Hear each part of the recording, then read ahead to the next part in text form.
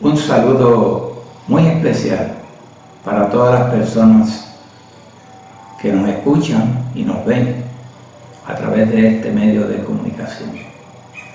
En esta ocasión vamos a analizar una de las profecías más interesantes y más fascinantes del Antiguo Testamento, registrada en el capítulo 7 del libro de Daniel. Nuestro tema lleva como título Las 4 bestias y el cuerno pequeño.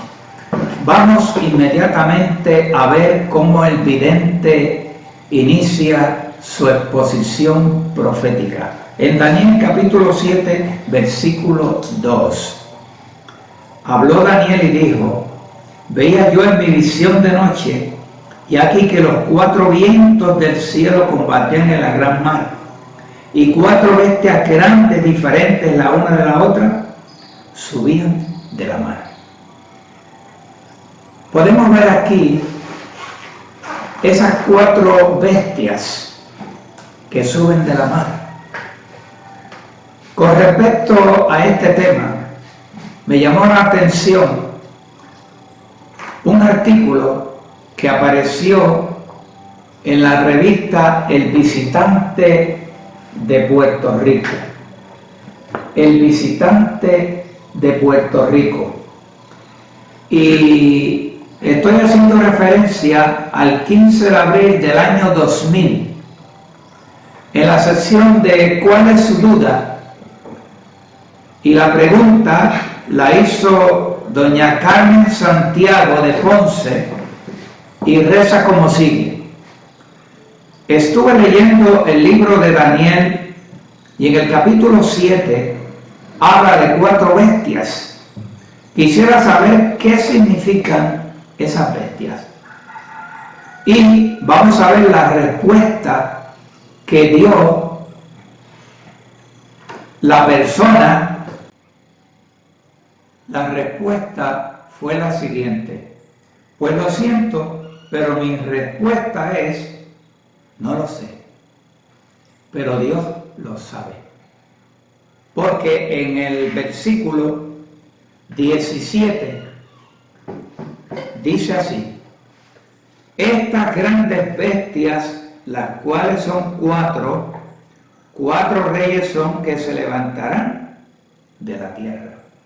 Ahí encontramos claramente la interpretación o el significado de las 4 bestias del capítulo 7 del libro de Daniel. Serían 4 reyes o 4 reinos que se levantarían de la tierra. Vamos a ver ahora la descripción bíblica de la primera bestia, según aparece en el verso número 4. Y leo: la primera era como león y tenía alas de águila. Yo estaba mirando hasta tanto que sus alas fueron arrancadas y fue quitada de la tierra y púsose enhiesta sobre los pies a manera de hombre y fuele dado corazón de hombre. La primera bestia es una combinación entre un león y un águila. Esa primera bestia representa al imperio de Babilonia. El león es conocido como el rey de la selva y el águila como la reina de las aves. Pero mientras el vidente observaba, de momento vio que las alas le fueron cortadas. Las alas de águila representan la celeridad o la rapidez de las conquistas babilónicas. Por lo tanto, proféticamente quiere decir que iba a llegar un momento en que el imperio de Babilonia iba a culminar, iba a terminar. Y eso ocurrió, según la historia secular, en el año 539 antes de Jesucristo. Vamos a ver ahora La próxima bestia, la segunda, dice el versículo 5, y aquí otra segunda bestia semejante a un oso, la cual se puso a un lado y tenía en su boca 3 costillas entre sus dientes, y fuele dicho así: levántate, traga carne mucha. Si cada bestia, según el versículo 17, iba a representar un reino, un imperio, pues la lógica nos dice que esta segunda bestia representaría el imperio que sucedió a Babilonia, que según la historia secular fue el imperio de Medo-Persia, y se representa a este imperio con el símbolo de un oso. Ahora, el oso es un animal adecuado para representar a los medos y los persas por varias razones. Número 1, el oso es un animal cruel y voraz, y así eran los medos y los persas. Dice Séneca que en cierta ocasión un pueblo fue tomado prisionero, cogieron a todos los hombres, los pusieron en fila y le iban cortando la nariz por ver la sangre correr. Otra característica del oso es que es un animal lento, pero de movimientos vigorosos, y así eran los medos y los persas. Ellos usaban una flota de 1.200 barcos con una tripulación de 300.000 hombres para la transportación de víveres. Pero dicho imperio cayó en el año 331, es decir, en la batalla de Arbelas. Prosigamos ahora con la próxima bestia, y leo ahora en el versículo número 6. Después de esto yo miraba, y aquí otra semejante a un tigre, y tenía 4 alas de ave en sus espaldas. Tenía también esta bestia 4 cabezas, y fuele dada potestad. Esta tercera bestia representa al imperio greco-macedónico de Alejandro Magno. El tigre, noten ustedes que tenía 4 alas de ave en sus espaldas. En cambio, el león, que representaba a Babilonia, tenía 2 alas. Si las alas representan rapidez, celeridad de las conquistas, pues la lógica nos dice que los griegos iban a ser mucho más veloces que los babilónicos, porque el tigre tenía 4 alas, no 2 como tenía el león babilónico. Noten ustedes también que esta bestia tenía 4 cabezas. Ese tigre tenía 4 cabezas. Ahora bien, siendo la cabeza símbolo de poder, esto indicaba que dicho imperio iba a ser dividido en 4 partes, y así sucedió. Alejandro Magno no dejó sucesor, murió, y tenía 4 sucesores: Casandro, Ptolomeo, Seleuco y Lisimaco. Empezaron a pelear entre sí, y el imperio se dividió en 4 partes. Por lo tanto, el imperio se debilitó. Y ahí vinieron los romanos y atacaron. Y termina el imperio greco-macedónico de Alejandro Magno. Vamos a ver ahora la 4ª bestia. En el verso 7 del capítulo 7 de Daniel se describe de la siguiente manera: después de esto miraba yo en las visiones de la noche, y aquí la cuarta bestia, espantosa y terrible, y en gran manera fuerte, la cual tenía unos dientes grandes de hierro, devoraba y desmenuzaba, y las obras hollaba con sus pies, y era muy diferente de todas las bestias que habían sido antes de ella, y tenía 10 cuernos. Cuando el profeta Daniel vio esta escena, quedó extasiado, o sea, le llamó la atención esta cuarta bestia. Por esa razón, noten ustedes lo que dice el verso 19. Entonces tuve deseo de saber la verdad acerca de la cuarta bestia, que tan diferente era de todas las otras, espantosa en gran manera, que tenía dientes de hierro y sus uñas de metal, que devoraba y desmenuzaba, y las obras hollaba con sus pies. Noten ustedes que esta bestia tiene 10 cuernos. Ahora vamos a ver qué significan esos 10 cuernos. En el verso 23 leemos: la cuarta bestia será un cuarto reino de la tierra, el cual será más grande que todos los otros reinos, y a toda la tierra devorará y la hollará y la despedazará. Y los 10 cuernos significan que de aquel reino se levantarán 10 reyes. Tras ellos se levantará otro, el cual será mayor que los primeros, y a 3 reyes derribará. Ahí está la interpretación en una forma muy sencilla, muy clara. Los 10 cuernos representarían 10 divisiones del Imperio Romano, que es la cuarta bestia.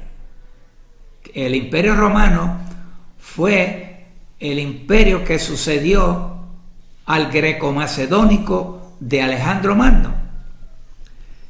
Y el Imperio Romano fue invadido por una serie de tribus bárbaras y dividen el imperio en 10 partes.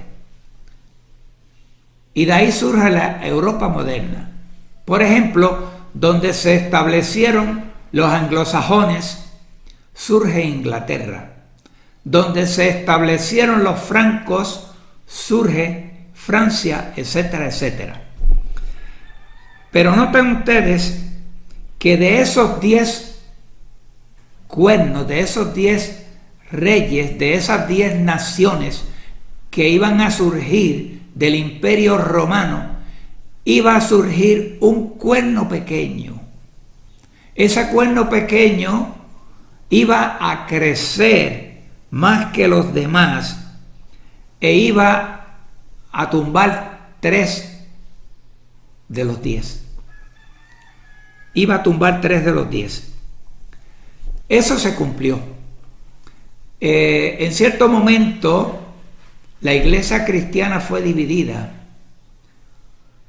por culpa de un sacerdote oriundo de Alejandría llamado Ario, que él propuso la teoría de que Cristo era un ser creado, basándose en Apocalipsis 3:14 y en Colosenses 1:15. Y la iglesia se divide en 2 bandos.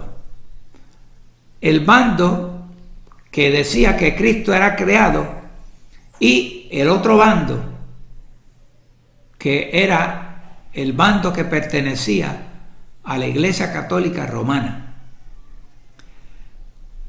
Como eran enemigos, la iglesia hay una división y 3 desaparecieron porque eran enemigos del Papa: los vándalos, los cérulos y los ostrogodos, en el año 538.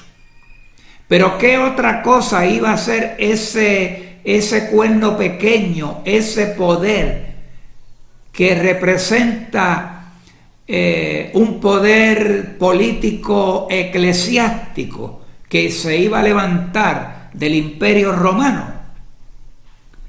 Dice el verso 25: y hablará palabras contra el Altísimo, y a los santos del Altísimo quebrantará, y pensará en mudar los tiempos y la ley. Qué interesante. Ese poder iba a mudar, iba a cambiar los tiempos y la ley. Tengo aquí este librito que lleva como título Protestantes o católicos en busca de la verdad.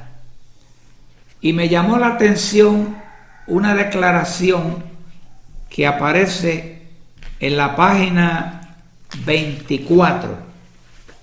Dice así: ¿y qué decir de algunos mandatos que no aparecen en el Evangelio, como por ejemplo la observancia del domingo, la asistencia al culto o servicio divino, etcétera? Además, el domingo no se designa nunca como día del Señor, sino que se menciona el sábado, y sin embargo observamos religiosamente el domingo. Quiero agregar que esta publicación nos llega desde el año 1964 y fue publicada por el sacerdote Ángel Abad, impreso en los talleres tipográficos de la imprenta universitaria, Avenida Hostos, número 51, Ponce, Puerto Rico. Pero quiero agregarles otra declaración que aparece en este libro titulado La fe de nuestros padres. Y en la página 93 encontramos la siguiente declaración que comparto a continuación con ustedes. Para no hacer muchas citas, preguntaremos, por ejemplo, ¿no es cierto que todo cristiano está obligado a santificar el domingo y abstenerse de horas serviles en ese día? ¿No es la observancia de dicha ley uno de nuestros deberes más sagrados? Podéis leer la Biblia desde el Génesis hasta el Apocalipsis y no encontraréis una sola línea que prescriba la santificación del domingo. Las Escrituras hablan de la observancia religiosa del sábado, día que no santificamos. Quiero agregar una cita muy importante, muy interesante, y esta cita fue publicada hace mucho tiempo. La tengo aquí en esta página que ustedes ven. Se titula Hojita Popular Católica número 10. Se reparte gratis, regla de fe. Y fue publicada en San Salvador el 15 de agosto de 1922 con las licencias necesarias. Y cito: los protestantes guardan el domingo y no el sábado. Ahora bien, eso es contrario a la Biblia, pues en el Antiguo Testamento consta que hay que santificar el sábado, y por el Nuevo Testamento sabemos que los apóstoles guardaban fielmente el sábado. Mas en ninguna parte de la Biblia leemos que haya sido abrogado este precepto. Luego los protestantes se ven obligados a guardar el sábado como lo hacen los adventistas, o a reconocer la autoridad de la Iglesia romana que trasladó la guarda del sábado al domingo. Ahora quiero compartir con ustedes una carta que fue escrita en el año 1905, carta del sacerdote Enright a un amigo protestante, y escuchen ustedes. Dice él: apreciado amigo, he ofrecido y todavía ofrezco $1,000 a cualquiera que pueda probarme por la Biblia que estoy obligado bajo grave pecado a guardar el domingo. Fue la Iglesia Católica quien hizo la ley obligándonos a santificar el domingo. La Iglesia hizo esta ley mucho tiempo después de que la Biblia ya había sido escrita, por lo que esta ley no está en la Biblia. La Iglesia Católica abolió no solamente el sábado, sino todas las festividades judías. Ore y estudie. Estaré siempre gozoso para ayudarle todo el tiempo que usted honestamente busque la verdad. Respetuosamente, M. Wright. Y ahora quiero compartir nuevamente con ustedes esta interesante declaración que aparece en el visitante. Corresponde al 30 de noviembre del 1996, volumen 22, número 48. Y el autor de este pensamiento que voy a compartir a continuación con ustedes es un sacerdote. Y él dice así: analicemos varios hechos históricos importantes. La Iglesia hasta el 314 no había disfrutado de paz y libertad religiosa. Con la conversión del emperador Constantino, la Iglesia comenzó a disfrutar de paz, a vivir lo que se puede denominar el sincretismo constantiniano. Más aún, el emperador Constantino, en el año 321, firmó el decreto convirtiendo el primer día de la semana, el domingo, que antes estaba dedicado a la celebración del Natalis Invictus, o Día del Sol, con el decreto se convirtió en el Día del Señor. Así los fieles católicos y los paganos se encontraban celebrando juntos, pero no revueltos, cada uno en su lugar propio, los dos cultos, al Señor Jesús y al Sol. Según la palabra profética, un poder político eclesiástico que surgiría del Imperio Romano iba a cambiar los tiempos y la ley. Y esa profecía se ha cumplido al pie de la letra. Pero otra característica que da aquí en el versículo 25 dice: y hablará palabras contra el Altísimo, y a los santos del Altísimo quebrantará. Iba a quebrantar, iba a perseguir ¿a quiénes? A los santos del Altísimo. Tengo aquí una cita interesante que la saqué del diccionario católico, que aparece en la versión católica de la Biblia del Monseñor Dr. Straubinger, y bajo el título de Albigense, en la página 13, dice: el Papa Inocencio III proclamó una cruzada o guerra santa contra los albigenses que se inició en el año 1209 con el sitio de Béziers. Se cometieron muchas atrocidades que desolaron la provincia de Languedoc y destruyeron la civilización provenzal. Dice aquí que se cometieron grandes atrocidades, pero no pusieron cuáles fueron esas grandes atrocidades. Pero yo busqué información adicional, y noten aquí ustedes, en la nueva enciclopedia temática. En la nueva enciclopedia temática, en el tomo 12, editorial Richard, y en la página 18, leo las siguientes palabras: esta cruzada fue predicada por Santo Domingo de Guzmán contra la secta cristiana de los albigenses, quienes habían refugiado en la ciudad de Béziers, que fue sitiada y tomada por asalto el 22 de julio del 1209. Una vez tomada la plaza, todos sus moradores, hombres, mujeres y niños, fueron pasados a cuchillo. Eso fue lo que sucedió. Y tengo aquí en la página 150 del mismo diccionario católico, bajo el título Inquisición, leo lo siguiente: la Inquisición medieval era una institución que se desarrolló en la primera parte del siglo XIII, cuando se había establecido tribunales eclesiásticos para juzgar a las personas acusadas de pertenecer a la secta de los albigenses. De acuerdo con los decretos del Concilio francés del 1229, que se reunió bajo un delegado de Gregorio IX, debía establecerse en cada parroquia un tribunal de la Inquisición, formado por un sacerdote y 2 laicos.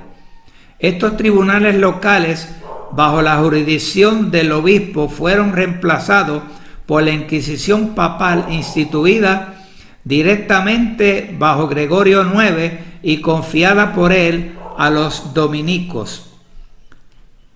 Y sigue diciendo: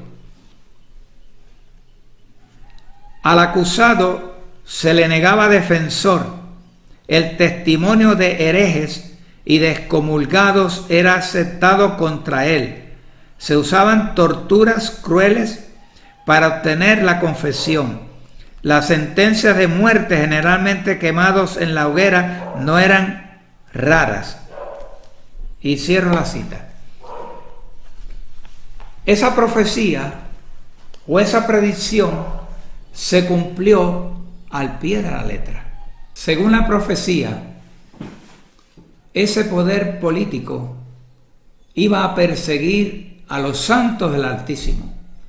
Y eso tuvo cumplimiento cuando se persiguieron a los albigenses, a los protestantes, cuando se llevó a cabo la Inquisición. Al final de este mundo, en los últimos tiempos, habrá solamente 2 grupos de personas: los que guardan los mandamientos de Dios y la fe de Jesús, y los que guardan los mandamientos del hombre. Así que vosotros tenéis que hacer una decisión: o guardar los mandamientos de Dios, según están registrados en Éxodo 20, o guardar los mandamientos impuestos por el hombre. Hay un punto bien interesante. ¿Cuál será la culminación del cuerno pequeño que representa un poder político eclesiástico? El fin lo encontramos en el verso 26, y esto está para un futuro. Dice así: empero se sentará el juez y quitarále su señorío, para que sea destruido y arruinado hasta el extremo. Ha sido un placer estar con ustedes. Que Dios les bendiga a cada uno de ustedes y que cada día podamos tener la confianza y la fe en el Padre eterno y en el Señor Jesucristo. Que Dios les bendiga.